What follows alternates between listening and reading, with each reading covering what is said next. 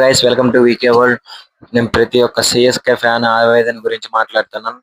10 టీంలు ఉంటాయి. ప్రతి ఒక్కరికి ప్రతి టీం నచ్చాలని లేదు. కాకపోతే నేను కూడా ఆల్వేస్ ధోని ఫ్యానే. అట్లా అని ధోని కోసమే మాట్లాడడం లేదు. చాలా మంది ట్రోల్ చేస్తున్నారు. దాని గురించి మెయిన్ కంటెంట్ గురించి మాట్లాడుతున్నాను. రే సిఎస్కే కప్పు కొట్టినన్ని సార్లు మీరు కప్పు కొట్టలేదు. ఈ సిఎస్కే కానీ ఎంఐ కానీ కప్పు కొట్టినన్ని సార్లు మీరు కొట్టలేదు. ఎస్ఆర్హెచ్ మెయిన్ నేను చెప్తున్నాను. ఎస్ఆర్హెచ్ మీరు అంత ట్రోల్ చేసినంత ఈజీ కదరా కప్స్ కొట్టడం. క్వాలిఫైలో గెలవాలి, క్వాలిఫైలో గెలిచిన తర్వాత ఫైనల్లో కప్పు కొట్టాలి. అలాంటి మీకు చేత కదా అనుకోండి, మీరు కొట్టలేరు అనుకోండి. ఒక్క కప్పు కొట్టినంత మాత్రాన అందం కాదురా, కొట్టి మాట్లాడాలిరా. కప్స్ లేవు మళ్ళీ మీరు మాట్లాడుతున్నారు. సిఎస్కే 12 సార్లు క్వాలిఫై అయింది, 10 సార్లు ఫైనల్స్కి వెళ్ళింది, 5 సార్లు కప్పులు కొట్టింది. ఎప్పుడెప్పుడు కొట్టింది ఒకసారి మళ్ళీ గుర్తు చేయమంటారా? 2010 బ్యాక్ టు బ్యాక్ కప్పు కొట్టారా.